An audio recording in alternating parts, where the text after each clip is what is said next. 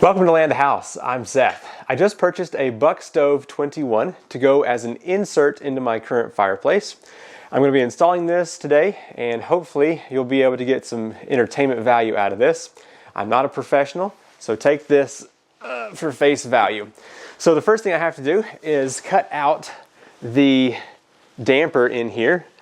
Hopefully you can see that, so we'll get that cut out. I do already have the outside air kit coming in from this side over here. Now I have a friend coming over with a ladder. We're going to do some acrobatics to get a 6-inch pipe into my 8-inch chimney here, so it should be entertaining. Let's first step outside and take a look at the stove. The Buck stove is on the bottom. This is the 21 model. It weighs 317 pounds. And up top here is what we're going to be installing first. Let me go ahead and get this box opened up. There we go. So that's a 6-inch stainless steel pipe that will go up there in the existing chimney, and it's got the cap there as well. So we'll get to that. Let's go ahead and pull this off and look at the stove itself. I did not film the process of getting this thing off of the truck and up the stairs. My neighbor helped me, and it was no fun. But let's see if I can pop these metal straps. I may have to find something stronger than these things, but there we go.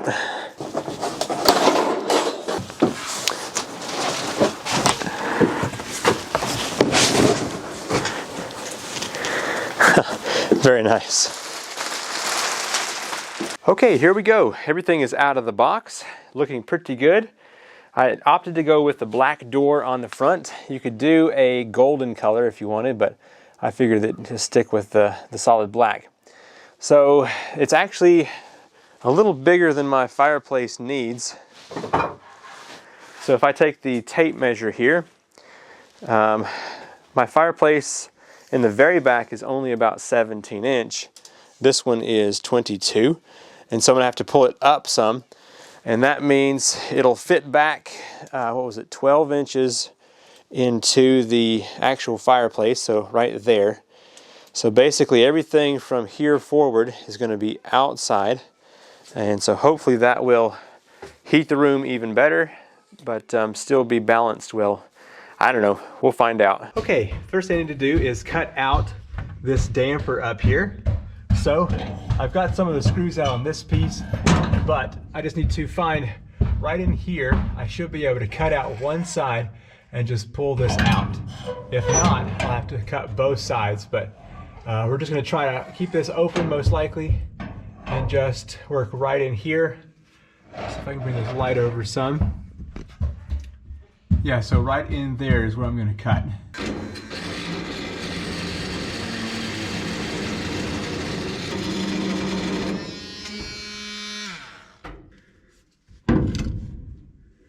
See how our progress is here.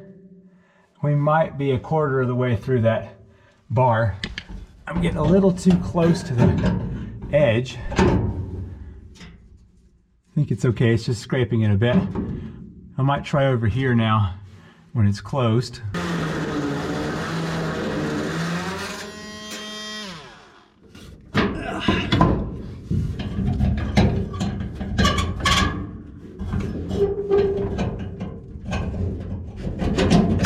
All right, finally got through there.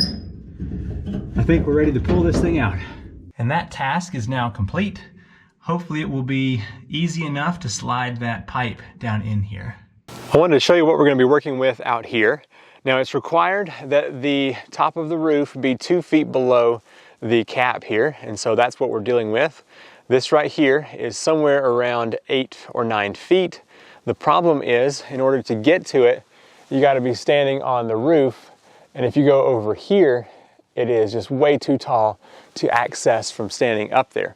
So we're going to do some acrobatics where we use a couple of ladders and put some sandbags and things down there to hold it in the ground, and then I'll be up on the roof, either on the ladder or holding the ladder when my friend comes over, and we're going to have to remove the current cap, put the pipe down there, and then attach the new cap, and that portion will be done.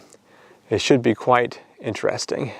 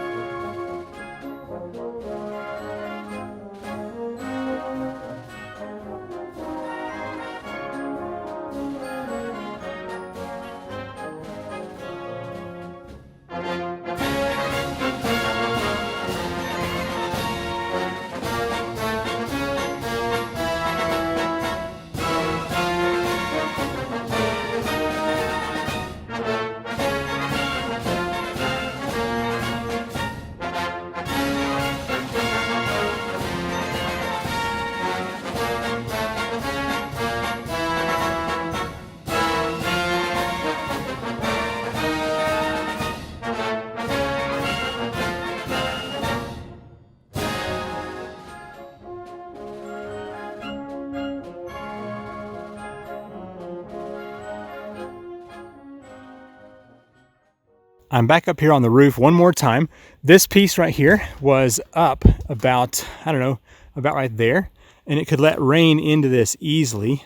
And so I've come up here again and pushed it down, and now I got to tighten it back down. But now I think we are finally ready. That'll keep birds out and hopefully any kind of insects, but mostly concerned about the rain that would be getting up in there.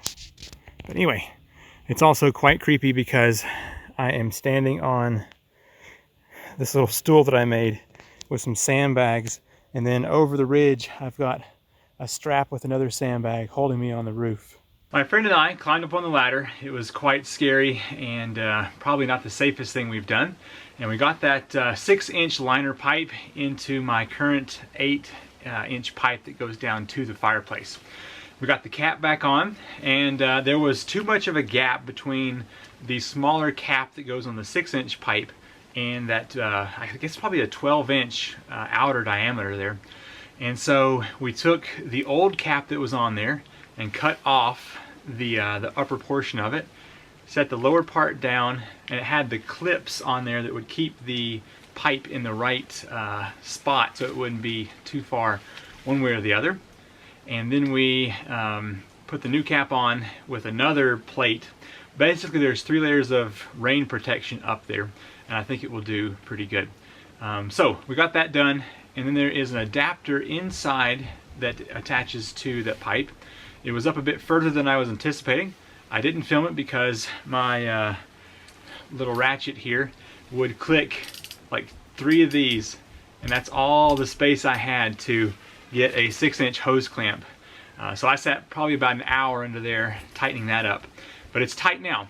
And I went to Lowe's, and they didn't have anything shorter than this pipe right here.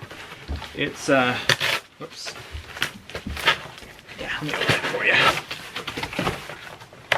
So all I need is between 9 and 12 inches. Daddy, yes. I have more. You want more frozen yogurt? Okay, I'll be right there.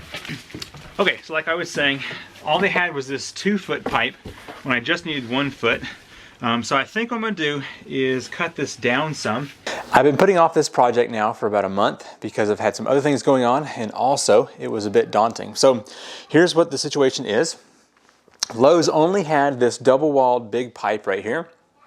So I went back later and they had one of these 12-inch single wall, which is what I actually needed. And then in order to get from the pipe that's over here out and down and over to the stove, I purchased one of these adjustable 90-degree angles. And so hopefully that will allow us to get over to the stove by kind of crooking back toward us. Anyway, so here's the deal. The fireplace is too small for the stove that I've got. And after talking with the Buck Stove representative, you're not really supposed to alter the frame of the fireplace. So what I have to do is shave down this little brick right here in the front because it's up about 1 inch. And I want this surface here to be level with the rest of it. I'm going to cut out that little piece right there and just make this flat. So I've got to cut out that today. So I need to measure out the size of the stove here in the middle. So it's going to be somewhere around, where is it, like here, I think. So I'm going to cut down over in that way. Luckily, this one piece right here comes out, and I should be able to work with it a little easier. I figure the angle grinder is going to be the best thing to use here. And I'm going to wear my COVID mouth diaper, like this one right here. And then a mask to keep any debris from getting into my face.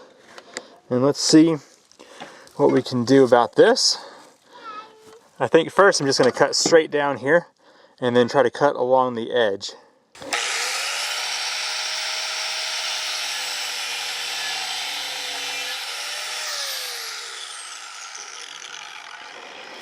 Luckily it's going to cut down pretty quick. I'm going to go ahead and close my shop so that I don't let any of that debris in there.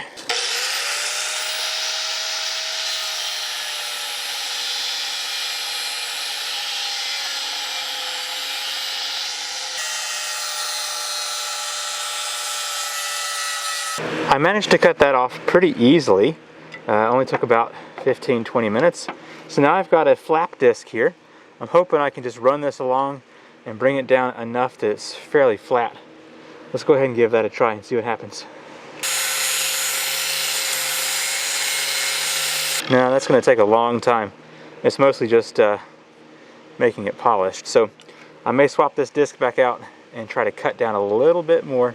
Okay, I spent some more time out here just shaving this down, and whenever I place it flat and look straight down here, it seems like it is all good. So I think we'll be good to go to slide that stove up in there. Now, of course, just saying slide the stove is a lot easier than sliding a 317-pound stove. Now that I have this cut down, let's go ahead and put it back in here to hopefully get this whole project going. Slide this up under here a little bit. Just like that. Very cool. So yeah, it should be flat enough there to keep this up. I'm going to pull this little metal tab off right here. And then we also have to get the back bricks installed. Oh goodness, these things are heavy. Alright, so push this one back a bit.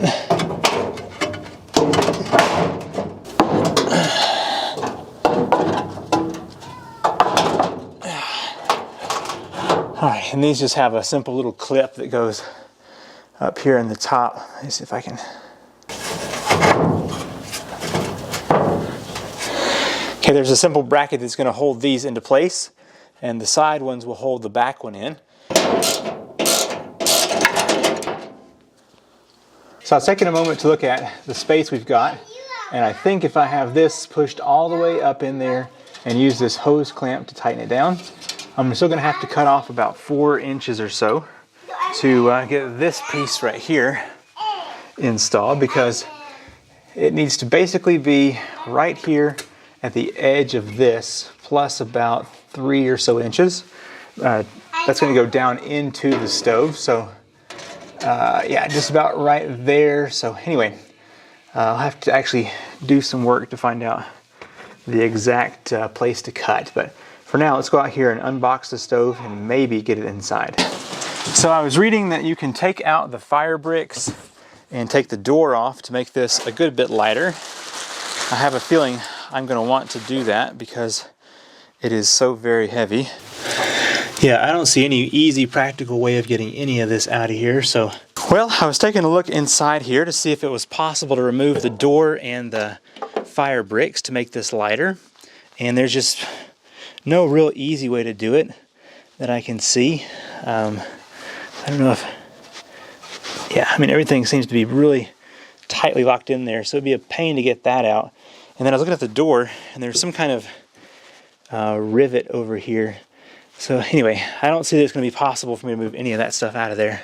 So I believe we're just going to be dealing with what we've got.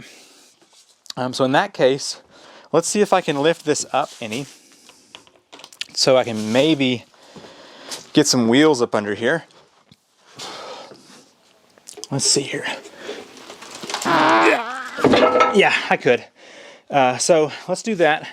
Put some wheels under there and see about rolling this thing inside. Well, it took me forever, but I got this thing up on some wheels, and I hope I can now just roll this into the house. We'll see how well that works for me. Definitely going to make sure no fingers or toes go up under here. I feel like one of them is not spinning as it should.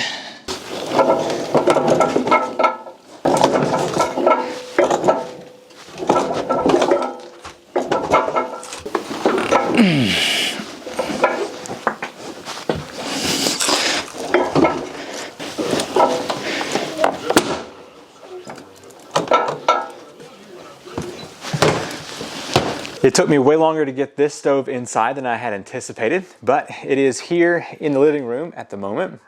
So I've got the little angled piece up here where it's supposed to go, and then this is too long. So what I need to do is I've taken a measurement basically from down here to match where the pipe needs to come down, and then I have I've got to turn up into the fireplace now and measure up in here. And so I've actually already done this, but I'm just kind of walking you through what I've done. But I took the tape measure here and I put this pipe up into that other pipe that we installed and then measured up the 22 inches. And it came out to be that I need to remove 5 inches of this pipe so that the other piece will fit correctly.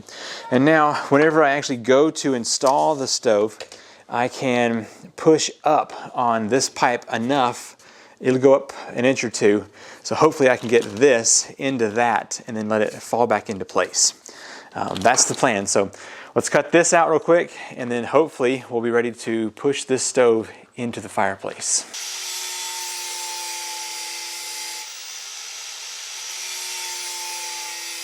Even the angle grinder did not want to cut through it. But I think we are good. I've got it pretty well straight across, so I think we should be good to get this up in there. Use a hose clamp to tighten it down. And then I may put a single stainless steel screw into this part to hold that into the elbow. We'll have to see. This stove project has really been something else. It's been right at 1 month and I'm still working on it. So I think I'm about ready to slide this into position. I've got everything where I want it to be down here, I believe. This probably could have been up about another, I don't know, 1 inch or so. I've got some boards lined up to slide the stove in here. But there's one issue, and that is that this is still too far back. And so I have purchased this $90 offset adapter. A little expensive for that, but it is what it is. Basically, it will set down on the current little, I guess, collar in there, and it brings this back about 3 inches. And I think that's going to be sufficient to get this to where it needs to be up into the fireplace. So let's go ahead and get this installed, and I think we'll be ready to spin this around, hopefully push it off onto these boards and then just on into the stove. I don't know how well it's going to work. We're going to give it a try. Let's follow the instructions to install this offset adapter. So I've got a marker here, and this is supposed to be pretty well, I guess, flush with the end there. So let's just put a mark to say where I want those holes to be drilled. You can pull this off. And now it says to use a 5/32 drill bit. I think I'm going to step down to whatever size this is just to get the hole started.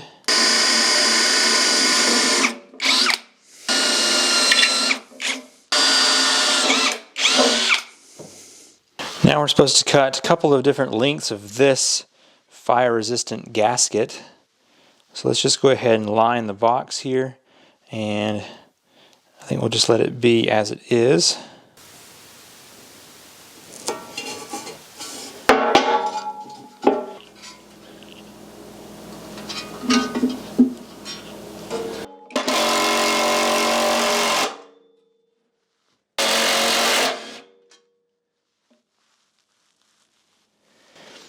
That's exciting. Busted that one off inside of the hole. Well, I snapped 2 of the 4 screws, sadly, so I'm just going to use these 2 and hope that that is on there good enough. I mean, I don't know. We'll find out. I assume the hot air is going to want to come up and out the chimney, so let's just call it good. All right, so now let's spin this thing around, and hopefully it's up high enough that it will just hop up onto my blocks. I can take the bolt off the bottom and just slide it up in there. All right, let's give it a try. The wheels on the other side are not doing so hot, but hopefully I can get this thing to spin around. No problems.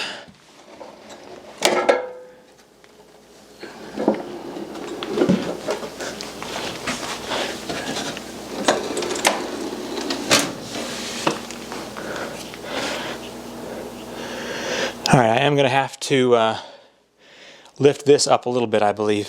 I'm just removing the bolt that's up under here. It's got a metal plate that's holding the stove to the pallet. There we go. So now it should be free.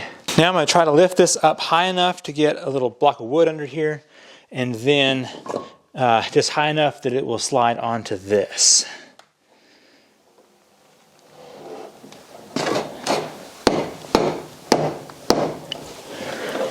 Whoop. Yeah, I think that'll do it. Need to put more blocks on this side. I've not felt well today, so let's see if I'm strong enough to even move this. I don't know if I'll be able to or not. Definitely don't want to get my feet up under that pallet. Yeah, maybe I can do this. See about just slowly scooting it that way. Sure hope I'm ready to get this in here because I'm not sure I'll be able to get it back on the pallet once it's been moved.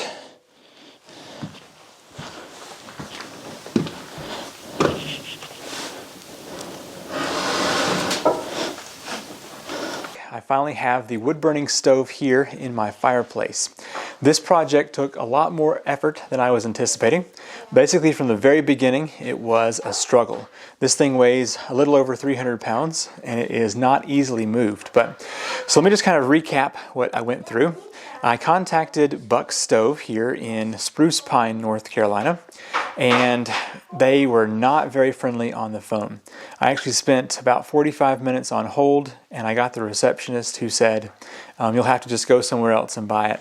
We don't sell here through the factory, which was pretty terrible, and it was just a bad conversation in general. Kids are washing dishes.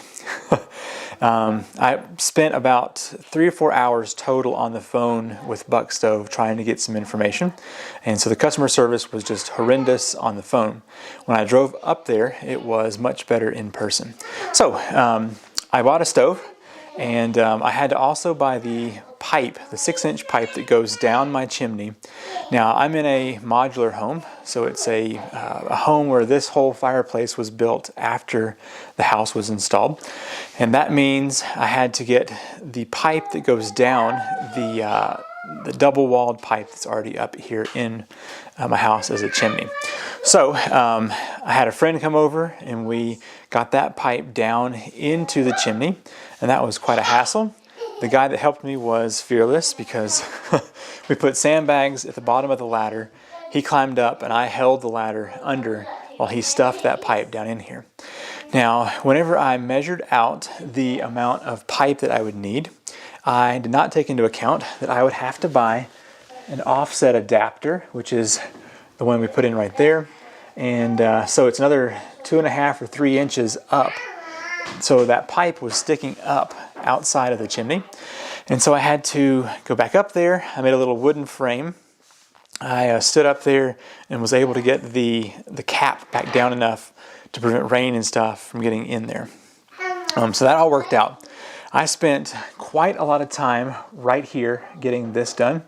And I did something that I wasn't supposed to do. And I had to cut out a couple inches of the brick back here in the back. But I did put some of that insulation, it's a fireproof insulation up in there on both sides. Hopefully you can see that back in there. But there is about an 8-inch gap between this metal right here and the one that's back in here. So hopefully that dead air space, which actually vents out of these right here. So between that and the outer wall, I should have the required 18-inch or so that I needed to have. What else? So I was able to get this thing pushed in here from the pallet that I had it on, and it worked out pretty good. Now, I had to cut this to get that offset adapter in there, and I'm going to use the smoke screen or whatever that thing was called. I'm going to cut it down and fit it from right here on the edge of those louvers, or I forget what they were called. And it'll go down to just above the stove, and it will hide all of this cutout piece right here and look pretty good. It'll hide the metal up in there, but still allow heat to vent out of all those. So, all that being said, focus. All that being said, this project was a lot of work, and I did not film as much as I had hoped to. But let's go ahead and start our first fire in here and see how well this thing works. So I've got some kindling in there and a little lighter ball that came with the stove. And we'll go over all of its features here in a little bit. It does have a blower, which I've got the knob there, and that cord goes over to the receptacle. Let's go ahead and get a fire in here, hopefully. I'm actually very inexperienced at making fires, so bear with me here.